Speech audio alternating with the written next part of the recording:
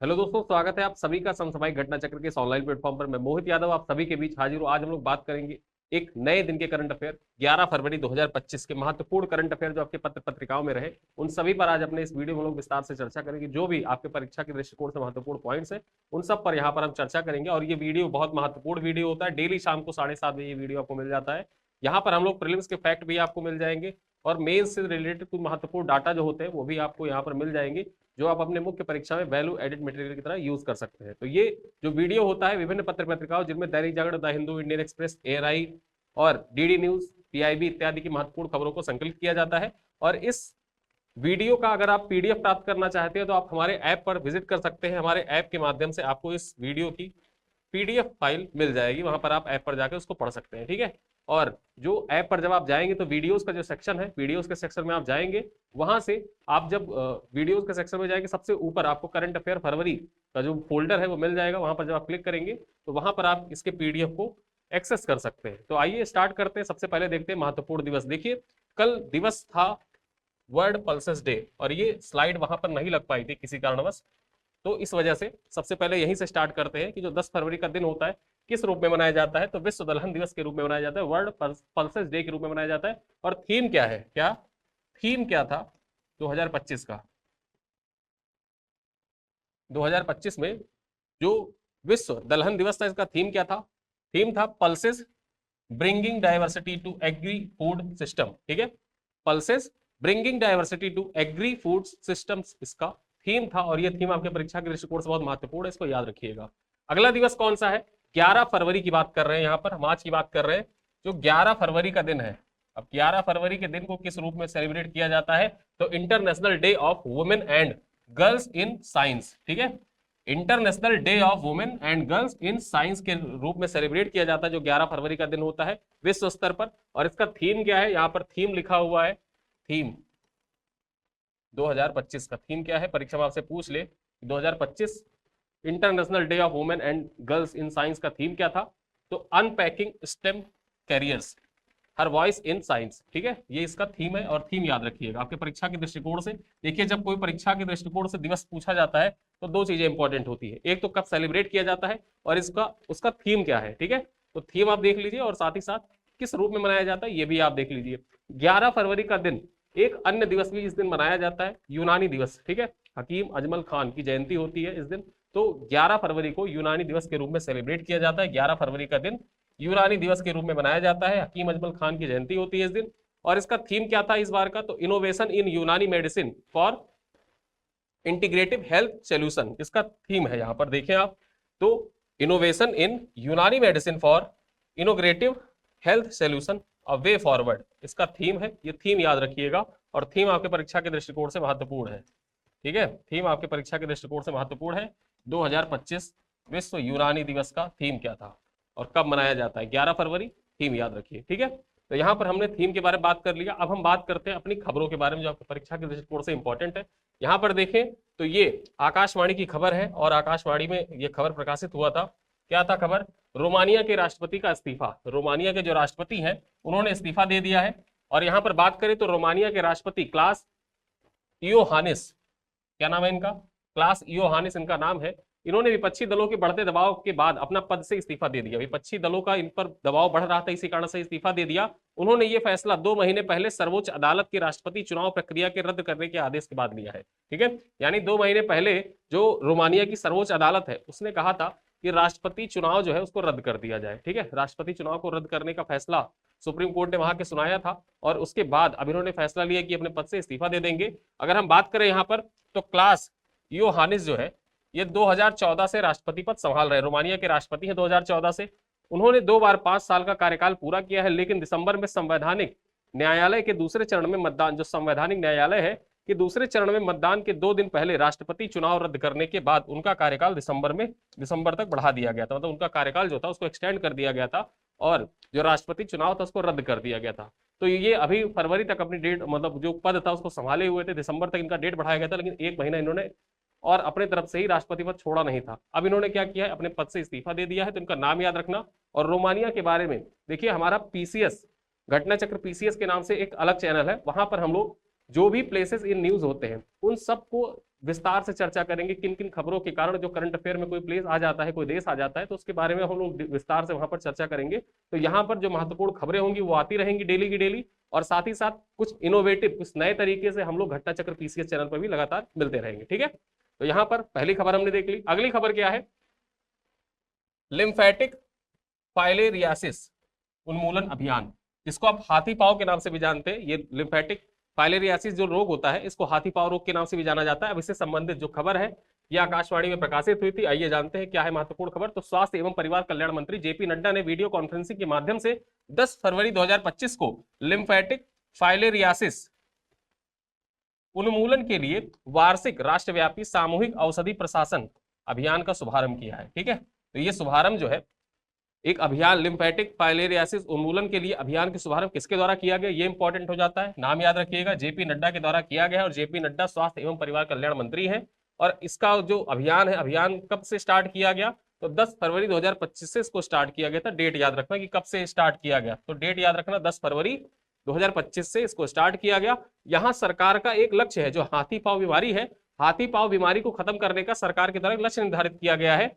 इस सरकार का संकल्प है कि 2027 तक लिम्फेटिक फाइलेरियासिस उन्मूलन का लक्ष्य हासिल करना। ठीक है, यानी कि 2027 तक भारत सरकार का लक्ष्य है कि जो हाथी पांव रोग है इसको समाप्त कर दिया जाएगा, एलिमिनेट कर दिया जाएगा भारत से। और जो लक्ष्य होते हैं, लक्ष्यों से संबंधित क्वेश्चन आपके परीक्षाओं में बार बार पूछे जाते हैं, तो इस वजह से इस लक्ष्य को आप हाईलाइट करके रखिएगा, याद रखिएगा, आपके परीक्षा के दृष्टिकोण से इंपॉर्टेंट है 2027। ठीक है, अगली खबर क्या है, अगली खबर है देश के पहले स्वदेशी संचालित जैव अपशिष्ट कचरा निस्तारण उपकरण का शुभारंभ किया गया है। अब यहां पर इसका नाम भी है सृजनम। ठीक है, सृजनम है जो देश का पहला स्वदेशी संचालित जैव अपशिष्ट कचरा निस्तारण उपकरण है। इसका जो शुभारंभ किसके द्वारा किया गया, तो जान लेते हैं।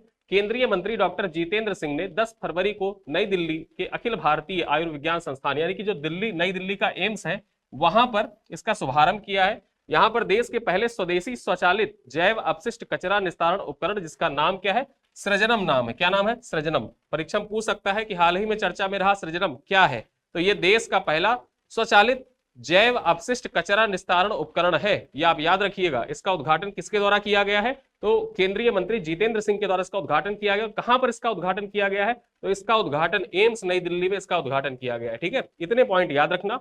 आगे हम बात कर लें इसके बारे में, कुछ चीजें जान लेते हैं कि तिरुवनंतपुरम में वैज्ञानिक और औद्योगिक अनुसंधान परिषद के राष्ट्रीय अंतर अनुशासनात्मक विज्ञान और प्रौद्योगिकी संस्थान की ओर से विकसित यह देश में अपनी तरह का पहला उपकरण है। 400 किलोग्राम की दैनिक क्षमता के साथ यह उपकरण प्रारंभिक चरण में प्रतिदिन 10 किलोग्राम अपघटनीय चिकित्सा अपशिष्ट का निस्तारण कर सकता है। ठीक है, तो जो अपघटन होते हैं, जैविक अपघटन होते हैं, अपघटक होते हैं, उनको ये अपघटित कर देगा।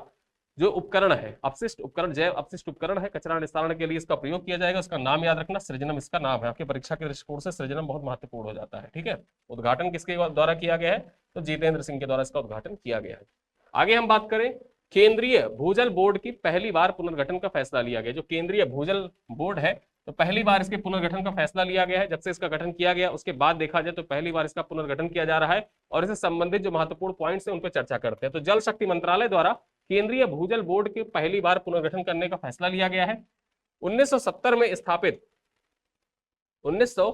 स्थापित केंद्रीय भूजल बोर्ड में पहली बार इतने बड़े पैमाने पर बदलाव किया जाएगा।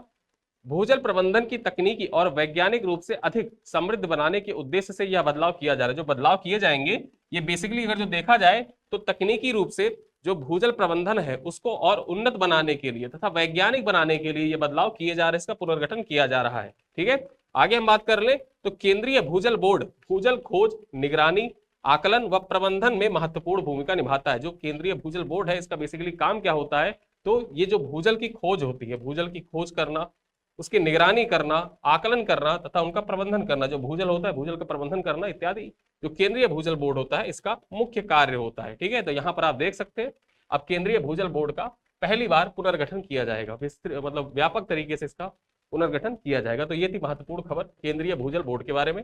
अगली खबर क्या है, रोहित शर्मा वनडे इतिहास में दूसरे सबसे ज्यादा छक्के लगाने वाले खिलाड़ी बन गए हैं। रोहित शर्मा जो है ये वनडे के इतिहास में अगर जो देखा जाए तो दूसरे खिलाड़ी बन गए हैं जिन्होंने सबसे ज्यादा सर्वाधिक छक्के मारे। बात कर ले क्या है करंट अफेयर की न्यूज, आपके परीक्षा के दृष्टिकोण से क्या पॉइंट इंपॉर्टेंट है। तो भारतीय कप्तान रोहित शर्मा ने इंग्लैंड के खिलाफ कटक में खेले गए दूसरे वनडे में शानदार प्रदर्शन किया। उन्होंने 90 गेंद में 119 रन की पारी खेली, जिसमें 12 चौके और 7 छक्के शामिल थे। ठीक है, 12 चौके और 7 छक्के के साथ इन्होंने 90 गेंदों में 119 रन बनाए थे। यहाँ पर आगे हम बात कर रहे हैं, इस पारी के साथ उन्होंने क्रिस गेल का रिकॉर्ड था 331 छक्के मारने का। ठीक है, तो 331 छक्के को पीछे छोड़ते हुए वनडे इतिहास में दूसरे सबसे ज्यादा छक्के लगाने वाले बल्लेबाज बन गए हैं। अब वे सिर्फ शाहिद अफरीदी से पीछे है। शाहिद अफरीदी का कितना रिकॉर्ड है? 351 का रिकॉर्ड है। ठीक है, तो शाहिद अफरीदी के रिकॉर्ड से ही पीछे है और उन्होंने पीछे छोड़ दिया क्रिस गेल को। सबसे सर्वाधिक छक्का मारने में देखा जाए तो शीर्ष 3 क्रम पे पहले शाहिद अफरीदी थे, फिर क्रिस गेल थे और रोहित शर्मा थे। ठीक है, अब यहाँ पर अगर जो देखा जाए तो जो शाहिद अफरीदी है इनका कितना था? 351 था और 331 था क्रिस गेल का। अब क्या हुआ है, जब मैच हुआ कटक के बाद, कटक में जो मैच हुआ भारत और इंग्लैंड के बीच में, तो वहां पर रोहित शर्मा दूसरे नंबर पर आ गए। अब रोहित शर्मा से ऊपर सिर्फ शाहिद अफरीदी ही है। ठीक है, तो ये याद रखना कि अब दूसरे सबसे ज्यादा छक्के लगाने वाले खिलाड़ी बन गए हैं रोहित शर्मा, और जल्द ही ये रिकॉर्ड भी इन्हीं के नाम हो जाएगा कि सर्वाधिक छक्के लगाने वाले खिलाड़ी रोहित शर्मा बन जाएंगे। ठीक है, आगे हम बात करें ऑपरेशन डेविल हंट। अब ऑपरेशन डेविल हंट का संबंध कहां से है, यह आपके परीक्षा के दृष्टिकोण से इंपॉर्टेंट हो जाता है। कोई भी अभियान, ऑपरेशन आपके परीक्षा के दृष्टिकोण से बहुत ही महत्वपूर्ण होता है। ये सब कीवर्ड्स होते हैं। ठीक है, ये सब कीवर्ड्स होते हैं जो आपकी परीक्षाओं में बार बार पूछे जाते हैं, तो इनको याद रखिएगा। अब यहां पर देखें तो बांग्लादेश में ऑपरेशन डेविल हंट के अंतर्गत 1300 लोगों को अब तक गिरफ्तार किया जा चुका है। यानी कि जो devil Hunt, operation devil Hunt है, ये कहां पे चलाया गया? तो ऑपरेशन डेविल हंट जो है ये बांग्लादेश में चलाया गया। परीक्षा के दृष्टिकोण से इंपॉर्टेंट है, आपसे डायरेक्टली पूछ ले कि ऑपरेशन डेविल हंट का संबंध निम्नलिखित में से किस देश से है? 4 नाम दे देगा, पाकिस्तान, अफगानिस्तान, भारत, बांग्लादेश। ठीक है, और तो यहाँ पर किसके, कहां पर चलाया गया? बांग्लादेश में चलाया गया। बेसिकली इस ऑपरेशन को संचालित करने का उद्देश्य क्या था? अब इस ऑपरेशन को संचालित करने के पीछे मुख्य कारण जो था वो पूर्व पीएम शेख हसीना के परिवार और उनकी पार्टी आवामी लीग के जुड़े प्रतिष्ठानों पर हमला करने वालों को गिरफ्तार करना था। ठीक है, गिरफ्तारी थी उनकी, मुख्य कारण इसके पीछे यही था जो ऑपरेशन डेविल हंट चलाया गया। बेसिकली इसका उद्देश्य यही था कि जो वहां के लोग हैं, ठीक है, कुछ लोगों के द्वारा, कुछ उपद्रवियों के द्वारा, जो पूर्व पीएम है वहां की शेख हसीना, उनके आवास पर, उनके पिता के आवास पर जो शेख मुजीबुर रहमान की प्रतिमा थी उसको ढहाया गया, साथ ही साथ उनका घर भी ढहा दिया गया। तो इन सब चीजों को लेकर और साथ ही साथ जो उनकी पार्टी थी आवामी लीग, उनके प्रतिष्ठानों को भी तोड़ा गया। तो उसी क्रम में देखा जाए उनकी गिरफ्तारी के लिए ऑपरेशन डेविल हंट चलाया गया और लगभग 1300 लोगों की अब तक गिरफ्तारी की जा चुकी है। ठीक है, तो ये खबर आपके परीक्षा के दृष्टिकोण से महत्वपूर्ण है कि ऑपरेशन डेविल हंट का संबंध निम्नलिखित में से किस देश से है? तो बांग्लादेश से। आगे हम बात करें, भारत व्यापार को बढ़ावा देने के लिए EFTA, ठीक है, EFTA डेस्क का उद्घाटन। भारत व्यापार को बढ़ावा देने के लिए EFTA डेस्क का उद्घाटन किया गया है। बात करने से संबंधित जो पॉइंट्स हैं उनको भी देख लेते हैं। तो भारत मंडपम नई दिल्ली में EFTA डेस्क का उद्घाटन किया गया है, जो यूरोपीय मुक्त व्यापार संघ, ठीक है, यूरोपियन फ्री ट्रेड एग्रीमेंट के साथ आर्थिक संबंधों को मजबूत करने की दिशा में एक महत्वपूर्ण कदम है। जो यूरोपीय देशों के साथ इंडिया का फ्री ट्रेड एग्रीमेंट होने जा रहा है, उस दृष्टिकोण से देखा जाए तो भारत के व्यापार को बढ़ावा देने में जो ये EFTA डेस्क है ये महत्वपूर्ण भूमिका अदा करेगा। और यहां पर देखा जाए तो इसका उद्घाटन कहां पर किया गया है? भारत मंडपम में किया गया है। ठीक है, अब इससे संबंधित जो पॉइंट्स हैं उनको और भी देख लेते हैं। इस डेस्क का उद्घाटन 10 फरवरी को भारत मंडपम में EFTA ब्लॉक के प्रतिनिधियों के साथ केंद्रीय वाणिज्य और उद्योग मंत्री पीयूष गोयल के द्वारा किया गया है। परीक्षा में से डायरेक्टली पूछ ले कि EFTA यानी कि European free trade agreement desk का उद्घाटन कहां पर किया गया है? तो European free trade agreement desk का उद्घाटन जो किया गया भारत मंडपम नई दिल्ली में किया गया है। और इसका उद्घाटन कब किया गया है? तो 10 फरवरी को इसका उद्घाटन किया गया। 10 फरवरी 2025 को किसके द्वारा किया गया?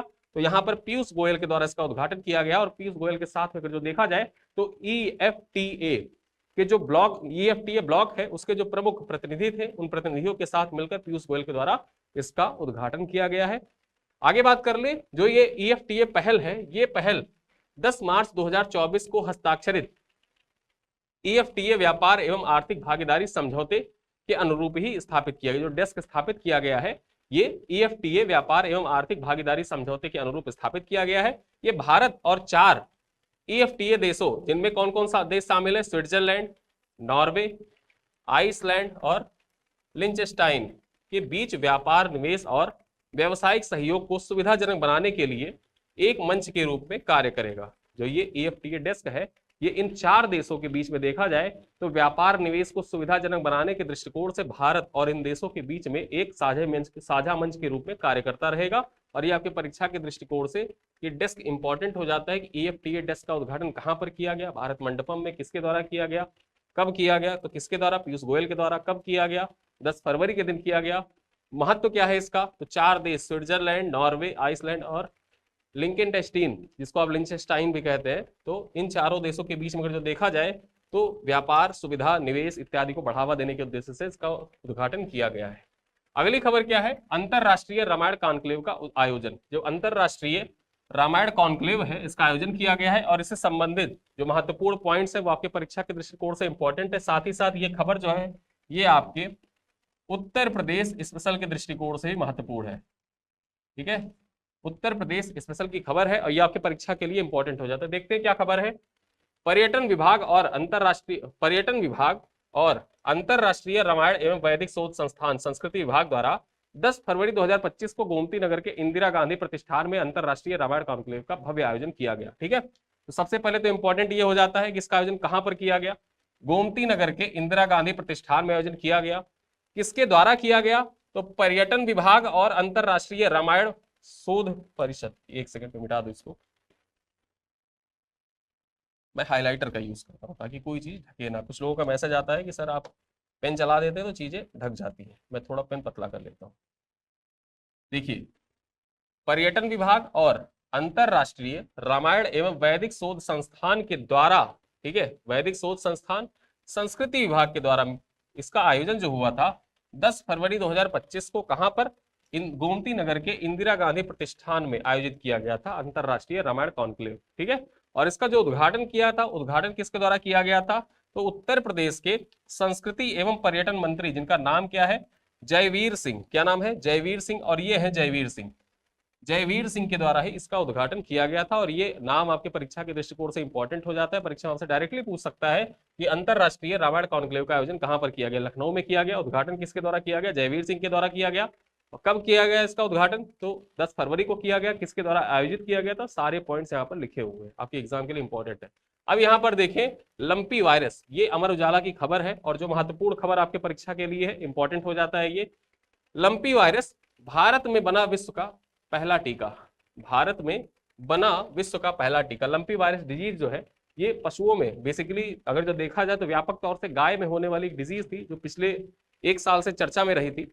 और यहाँ पर देखा जाए तो भारत इस क्रम में विश्व का पहला देश बन गया जहां पर लंपी वायरस का टीका विकसित कर लिया गया है। ठीक है, देखते हैं। लंपी वायरस के संक्रमण से मवेशियों को बचाने के लिए भारत ने दुनिया का पहला डीवा मार्कर टीका तैयार किया है। केंद्रीय औषधि मानक नियंत्रण संगठन ने हाल ही में इसके लिए लाइसेंस को मंजूरी प्रदान कर दी है। ठीक है, तो केंद्रीय औषधि मानक नियंत्रण संगठन जो है उसके द्वारा लाइसेंस की मंजूरी प्रदान कर दी गई है। आगे हम बात करें तो भारतीय कृषि अनुसंधान परिषद के सहयोग से हैदराबाद स्थित भारत बायोटेक के बायोवेट कंपनी, जो भारत बायोटेक के अंतर्गत देखा जाए एक कंपनी है बायोवेट कंपनी ने टीके को तैयार किया है जिसे बायो लेम्पी वैक्सीन नाम दिया गया। क्या नाम दिया गया है, बायो लेम्पी वैक्सीन नाम दिया गया है। किसके द्वारा विकसित किया गया है, ये याद रखना, भारत बायोटेक के अंतर्गत बायोवेट एक कंपनी है, बायोवेट कंपनी के द्वारा इसका निर्माण किया गया है। और ये किसके सहयोग से किया गया है, तो भारतीय कृषि अनुसंधान परिषद के सहयोग से किया गया। किसके, भारतीय कृषि अनुसंधान परिषद के सहयोग से किया गया। अब ये इंपॉर्टेंट क्यों हो जाता है, ये इंपॉर्टेंट इसलिए हो जाता है यूपी पीसीएस 2024 यूपी पीसीएस का 2024 का आपने पेपर देखा। अब 2024 के पेपर में जो वैक्सीन था, ठीक है, कोविड की वैक्सीन थी, नहीं मलेरिया की वैक्सीन थी। ठीक, तो मलेरिया की वैक्सीन किसके द्वारा विकसित की गई थी उसके बारे में पूछ लिया था। तो वहीं पर किसने विकसित किया था, तो वो सीरम इंस्टीट्यूट ऑफ इंडिया के द्वारा विकसित किया गया था। लेकिन यहाँ पर जो भारत बायोटेक के अंतर्गत देखा जाए तो बायोवेट कंपनी के द्वारा जो लंपी वायरस है, लंपी वायरस के लिए विकसित की गई है टीका। और ये टीके का नाम क्या है, नाम याद रखना, बायो लंपी वैक्सीन इसका नाम रखा गया है। अब लंपी वायरस है क्या, क्या है लंपी वायरस, इसके बारे में भी जान लेते हैं। फोटो देखकर आपको पता चल गया होगा, कुछ कुछ यहाँ पर जो गांठ पड़ जाते हैं पशुओं में, ठीक है, बड़े बड़े फफोले से हो जाते हैं मवेशियों में। अब क्या है लंपी वायरस, जान लेते हैं। लंपी को गांठदार त्वचा भी कहते हैं। ये मवेशियों में होने वाला संक्रामक बीमारी है जो पॉक्स विरेड परिवार के वायरस के कारण होता है। जो पॉक्स विरेडे परिवार है, इन्हीं के वायरस, ये इस परिवार के जो वायरस होते हैं उनके कारण ये लंपी वायरस होता है। इसे नीथलिंग वायरस भी कहते हैं। ठीक है, क्या कहते हैं? निथलिंग वायरस भी इसको कहा जाता है। इससे त्वचा पर गांठ बन जाती है। मवेशियों को बुखार, सूजी हुई लिम्फ नोड्स, दूध की मात्रा में कमी व चलने फिरने में कठिनाई होती है।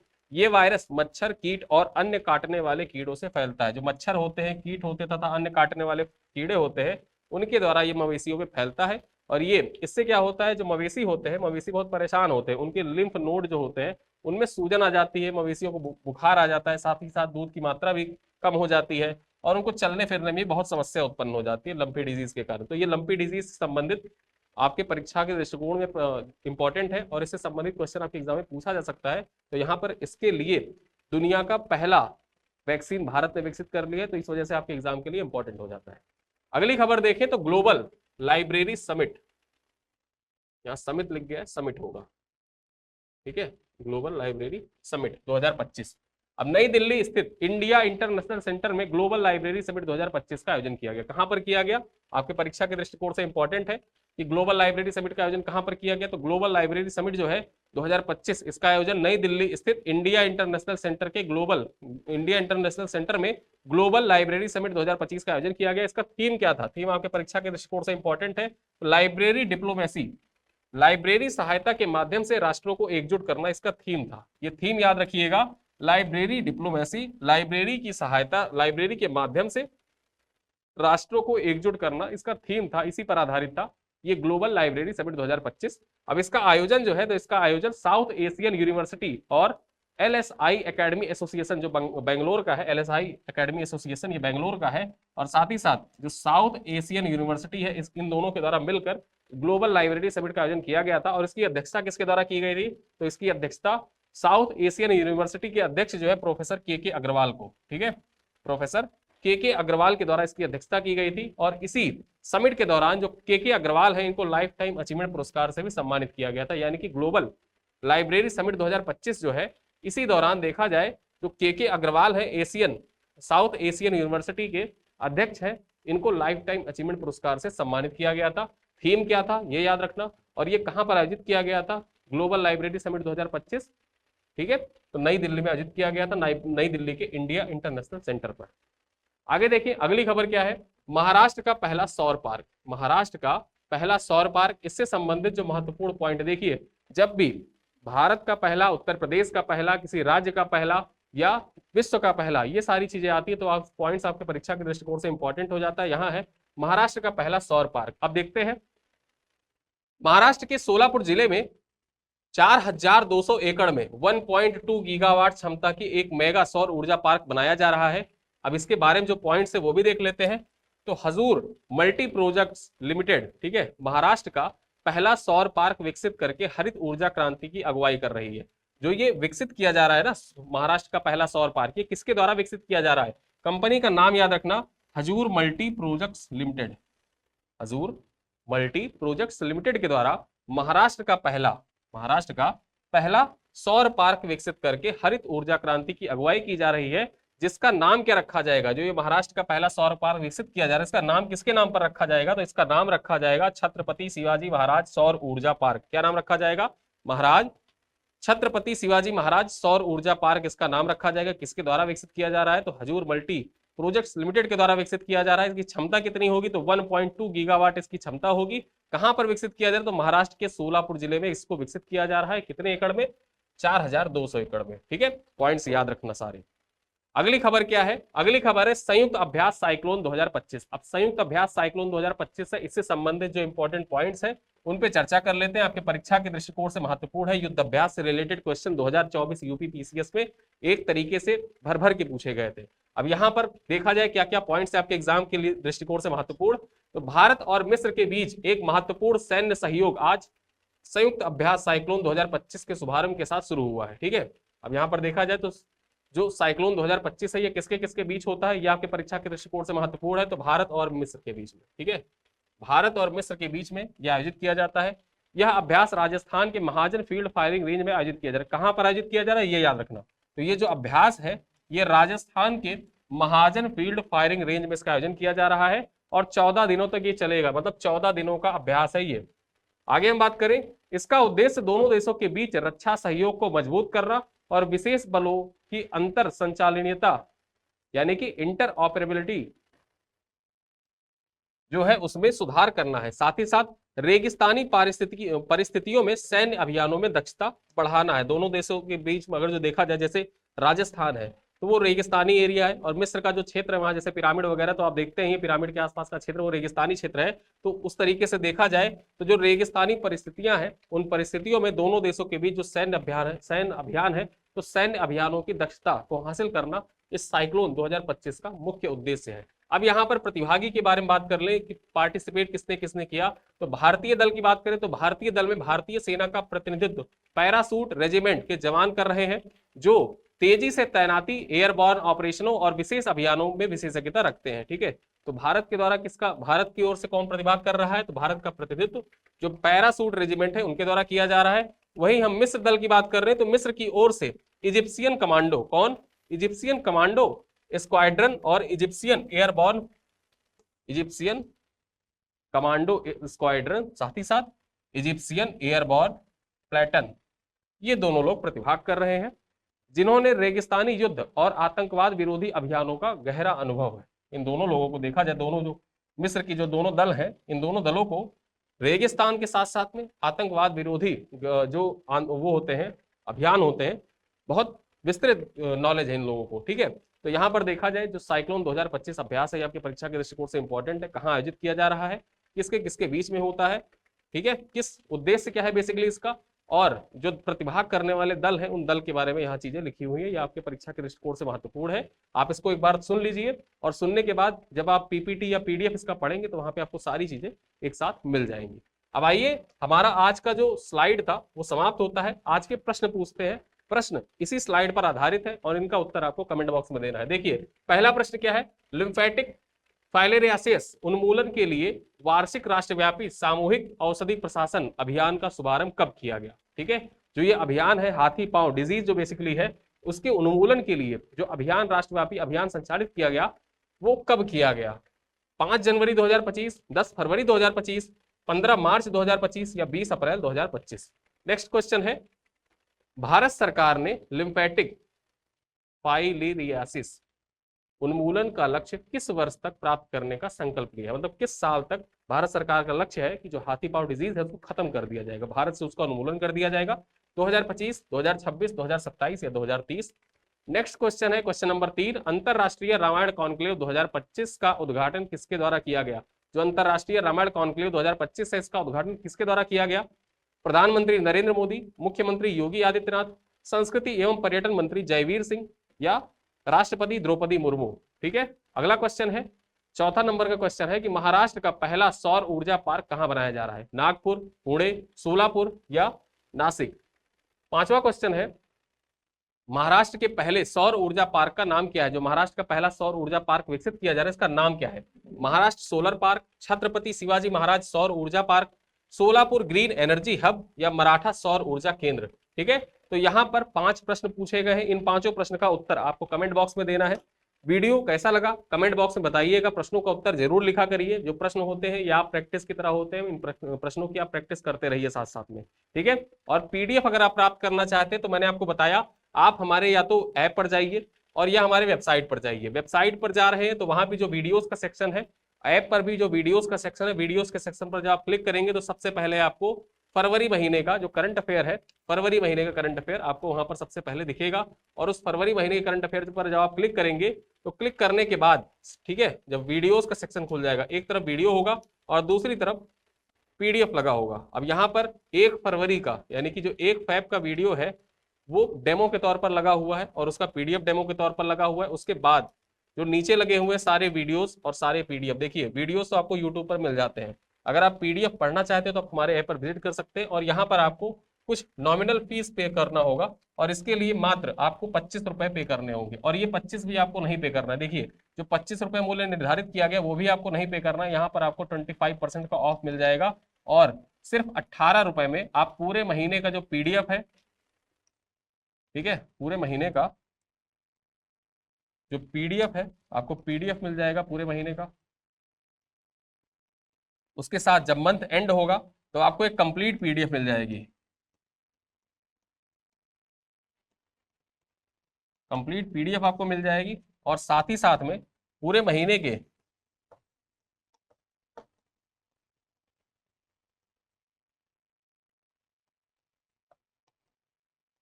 200 बेस्ट क्वेश्चन का एक टेस्ट भी आपको वहां पर मिल जाएगा। ठीक है, तो ये चीजें आप अगर जो अवेल करना चाहते हैं तो इन चीजों को अवेल करने के लिए आपको हमारे ऐप पर जाना पड़ेगा। आप हमारे ऐप पर जाइए और ऐप पर आपको ये सारी चीजें, ये सारी सुविधाएं आपको वहां पर मिल जाएगी। नवविधारा बैच के नाम से एक कम्युनिटी है, अगर जो आप पीडीएफ, कुछ पीडीएफ आप चाहते हैं कि आपको वैसे दिख जाए, तो नवविधारा बैच जो हमारी कम्युनिटी है, आप नवविधारा बैच की कम्युनिटी को ज्वाइन कर लीजिएगा। वहां पर देखा जाए तो 10 तारीख या 10 तारीख तक के जो पीडीएफ है उनको वैसे फ्री में अपलोड कर दिया गया है। वो सारी चीजें आपके देखने के लिए कि आप डेमो के तौर पर आप सारी चीजें वहां पर देख सकते हैं, आप उसका प्रिंट आउट भी निकलवा सकते हैं। जो नवविधारा बैच का डिस्कशन वाला जो ग्रुप है, डिस्कशन ग्रुप, आप वहां पर ज्वाइन कर लीजिएगा। नवविधारा का जो कम्युनिटी है, कम्युनिटी ज्वाइन कर लीजिए, वहां पर आपको ये सारी चीजें मिल जाएंगी। ठीक है, अगर आप हमारे रेगुलर पीडीएफ को पढ़ना चाहते हैं तो आपको हमारे ऐप पर विजिट करना पड़ेगा। इसी के साथ ये वीडियो मैं यहीं पर समाप्त करता हूं। वीडियो कैसा लगा बताइएगा जरूर, फीडबैक हो कमेंट बॉक्स में लिखिएगा। मैं सारे आपके जितने फीडबैक होते हैं, जितने सवाल होते हैं, कोशिश करता हूं कि सभी सवालों का जवाब मैं आपको कमेंट बॉक्स में ही दे दूं। ठीक है, तो इसी के साथ मैं ये वीडियो समाप्त करता हूं। मिलते हैं अगले वीडियो, तब तक के लिए धन्यवाद।